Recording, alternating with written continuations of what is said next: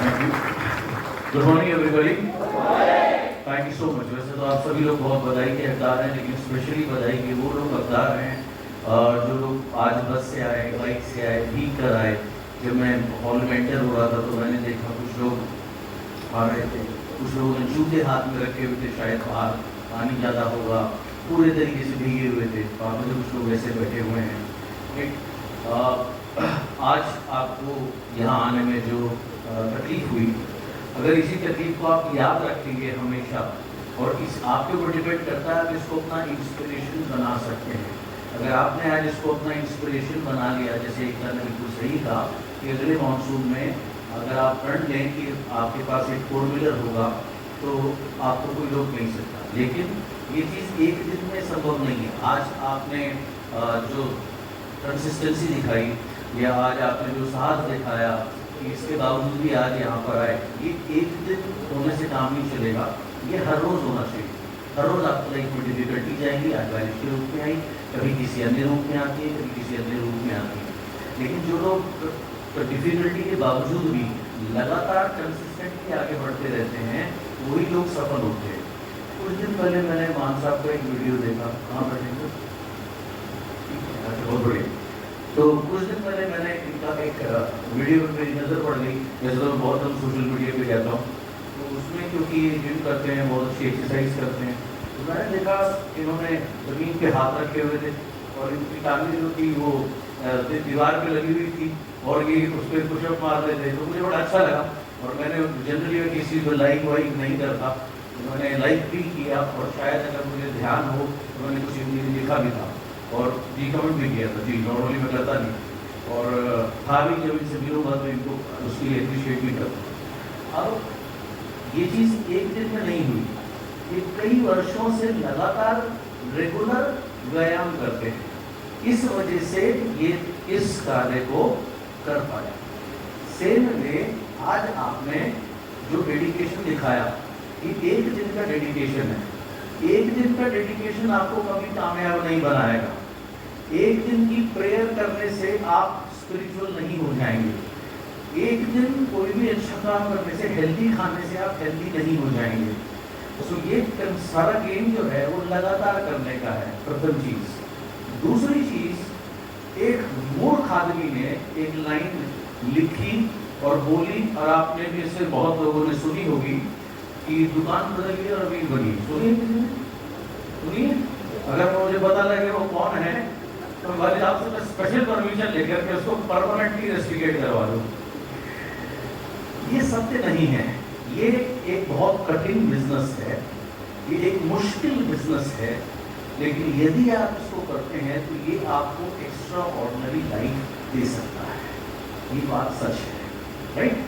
आप देखिए, हम एक आम आदमी को आप देख लीजिए, क्या एक आम आदमी की लाइफ सरल होती नहीं होती, मुश्किलें होती हैं उसमें। जब उसको सिंपल सी लाइफ लीड करने के लिए इतनी मुश्किलों से गुजरना पड़ता है, तो यहाँ तो हम बात करते हैं ड्रीम इनकम की, ड्रीम कार की, ड्रीम वेकेशंस की, ड्रीम लाइफस्टाइल की, ड्रीम रिकग्निशन की, यानी कि सेलिब्रिटी लाइफस्टाइल की। तो वो बिना मुश्किल के संभव नहीं है। उसके लिए आपको अदम्य प्रयास करने हैं। और इसमें सबसे बड़ी जो चीज़ अब आपको हेल्प करेगी, जो तरुण जी ने भी आपको बोला और भी कुछ लोगों ने बोला, वो है आपका माइंडसेट। क्यों? देखिए, हमारे इर्द गिर्द जो लोग होते हैं, ये दुनिया में मोर देन 90% लोग हैं वो नेगेटिव होते हैं। अब आप अचानक से 90% में से उठ के 5 या 10% में से जाने लगे, तो वो आपको छोड़ना नहीं चाहते, तो वो बार बार आपको बताएंगे आप नहीं कर सकते, मुश्किल है, ऐसा नहीं होता, कुछ ही लोग सक्सेसफुल होते हैं, अरे जो हो गए उनकी किस्मत अच्छी थी, पहले आ गए, वगैरह वगैरह बहुत सारी आपको दलीलें देंगे। आपने उनकी नहीं सुननी, आपने यहाँ पर गहरा बन जाना है। आपने सुननी किसकी है? अपने सक्सेसफुल अपलाइन की, अपने मेंटर्स की, जो आपको हमेशा हेल्प करेंगे, गाइड करेंगे। इस चीज़ का हमेशा आपको ख्याल रखना है कि जब इस बिजनेस को आप बिल्ड करने जाएंगे, कदम कदम के ऊपर में आपको डिसअपॉइंटमेंट्स मिलेगी, डिस्करेजमेंट मिलेगी, राइट? बहुत बार ऐसा होगा, कहीं पर आप जाएंगे बहुत दूर किसी से मिलने के लिए, प्लान दिखाने के लिए, वो व्यक्ति आपको टाइम देकर भी नहीं आएगा, ये सब कुछ होगा। लेकिन आप ध्यान दीजिए, आप पहले आदमी नहीं होंगे जिसके साथ ये बुरा होगा। हम सब इस स्थिति से गुजरे हैं, जितने भी लोगों को आपने स्टेज पे देखा, तो उससे आपने घबराना नहीं है। इसीलिए मैं बोल रहा हूँ कि एक टफ बिजनेस है ना। अगर कोई चीज टफ होती है, उससे जीतने के लिए आपको क्या करना होगा, उससे ज्यादा टफ बनना पड़ता है, तब आप उसको जीत सकते हैं। बहुत सिंपल सी चीज है। So if life is tough और सक्सेस इज टफ, आपने अपने आप को और टफ बनाना है, राइट। एक चीज हमेशा ध्यान रखिए, ऐसा कोई इंसान नहीं होता जिसने कभी भी जिंदगी में कोई गलती ना करी, है ना, या हर चीज परफेक्ट करी।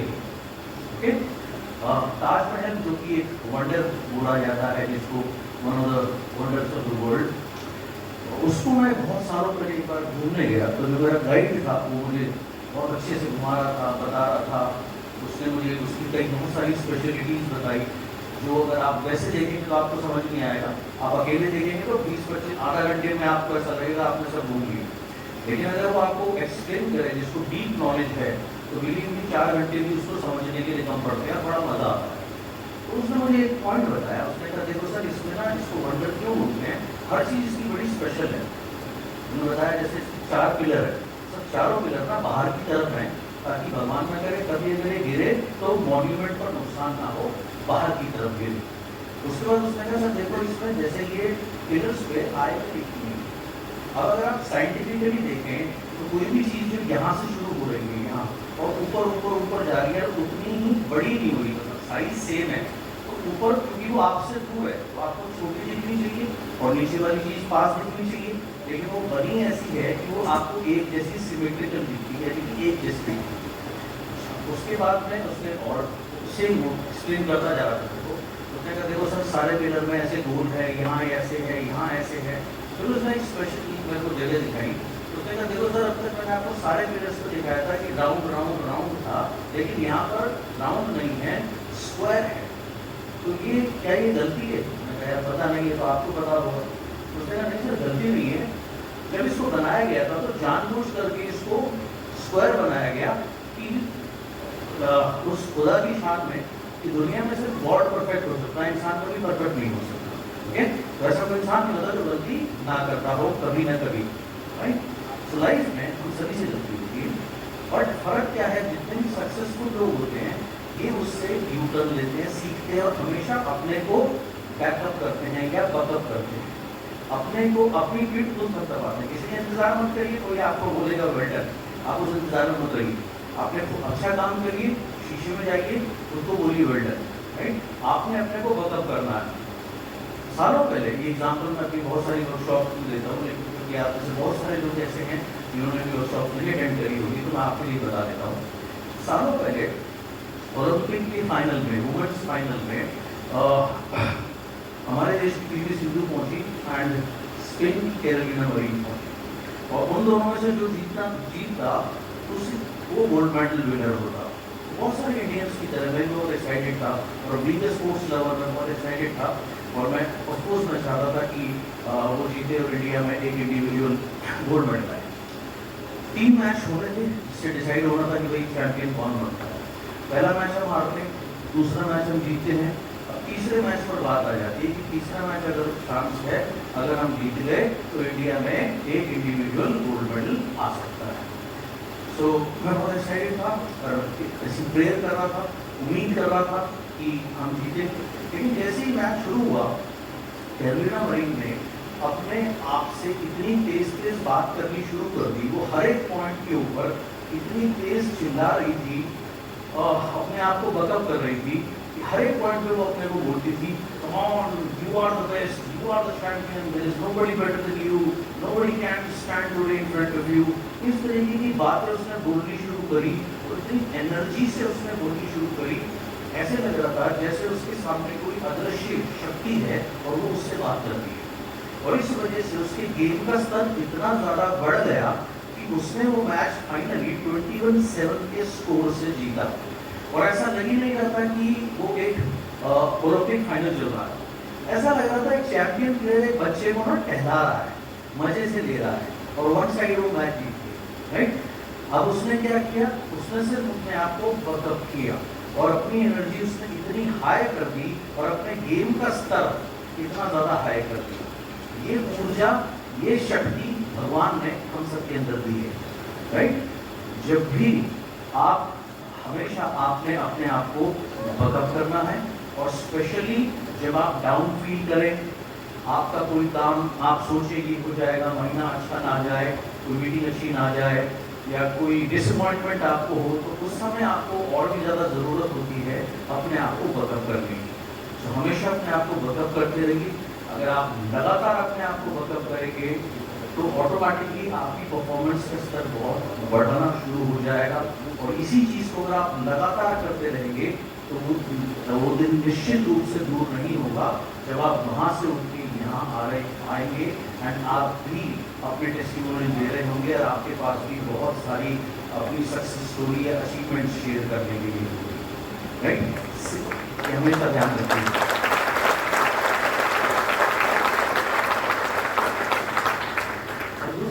लाइफ में कभी भी सिंपैथी मत ढूंढिएगा, सहानुभूति मत ढूंढिएगा, क्योंकि सहानुभूति में दिक्कत क्या है, सहानुभूति और सक्सेस इनका कोई मेल नहीं है। जैसे आप देखिए दिन और रात, ये कभी एक साथ नहीं हो सकते। अगर दिन है तो रात नहीं हो सकती, रात है तो दिन नहीं हो सकता। अंधेरा या उजाला, इनका कभी मेल नहीं हो सकता। इनमें से एक ही मौजूद हो सकता है। आप अंधेरी रात, आप एक कमरे में जाते हैं, कोई लाइट नहीं है, नेचुरली अंधेरा है, जैसे ही आप लाइट स्विच ऑन करते हैं क्या होता है, ऑब्वियसली उजाला हो जाता है, बिल्कुल सही। तो अंधेरा कहाँ गया, चला गया। अब आपका उस कमरे में काम खत्म हो गया, जो भी था, आप वापस जा रहे हैं, आपने दोबारा लाइट ऑफ कर दी। अब क्या हुआ, दोबारा से अंधेरा आ गया, उजाला चला गया। दोनों चीजें एक साथ हो सकती हैं, possible, not possible, not possible. Same way success या सिंपैथी, इनमें से एक ही चीज आपको मिल सकती है। 90% लोग लाइफ में सिंपैथी ढूंढते हैं, राइट। मेरे साथ ऐसा हो गया, मेरे साथ वैसा हो गया, मेरे पास पैसे नहीं है, मुझे कोई हेल्प नहीं करता, मुझे कोई सपोर्ट नहीं करता, मेरे साथ ये प्रॉब्लम है, मेरे साथ वो प्रॉब्लम है, XYZ। अपनी हमेशा सारा ध्यान प्रॉब्लम उसके ऊपर रखते हैं, क्योंकि उन्हें क्या चाहिए होता है, सिंपैथी, एक कंधा चाहिए होता है। उनका जो हो अरे जी आपके साथ तो बड़ा खराब हुआ, या एक सिंपैथी ढूंढते हैं। अब जब वो सिंपैथी ढूंढते हैं, सिंपैथी हो सकता है मिल जाए, लेकिन सिंपैथी ढूंढते ही सक्सेस दूर भाग जाती है हमसे। अब सिंपैथी चाहिए या सक्सेस चाहिए, ये आपके ऊपर डिपेंड करता है। अब ये चीज एक साथ क्यों नहीं हो सकती, मैं आपको कुछ एग्जाम्पल दे देता हूँ। क्या आप कह सकते हैं बेचारे नरेंद्र मोदी, बोल सकते हैं? नहीं। क्या आप कह सकते हैं ओके बेचारे बिल गेट्स? क्या आप कह सकते हैं बेचारे विराट कोहली? नहीं। क्यों? क्योंकि ये इतने सफल हैं अपने जीवन में, और इन्होंने इतना कुछ प्राप्त किया है कि बेचारे नहीं हो सकते। ग्रेट, या तो आप बेचारे हो सकते हैं या आप सफल हो सकते हैं। तो अगर सफल होना है तो बेचारा बनना छोड़ना पड़ेगा, और अगर बेचारे बने रहेंगे तो सफलता अपने आप आपसे दूर भाग जाएगी।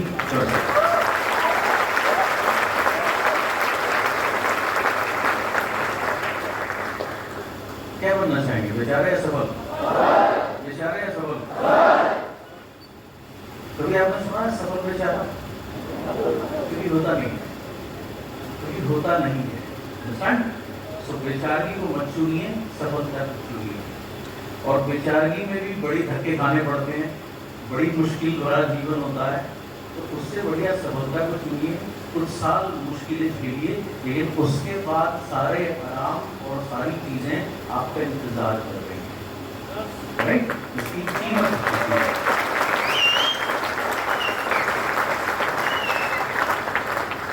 हम सभी लोग बाजार में जाते हैं कुछ ना कुछ खरीदने के लिए, और आपने देखते हैं आपको जो भी चीज चाहिए होती है, हर चीज का एक प्राइस टैग होता है ना जी। आप प्राइस पे करते हैं, आपको वो चीज मिल जाती है।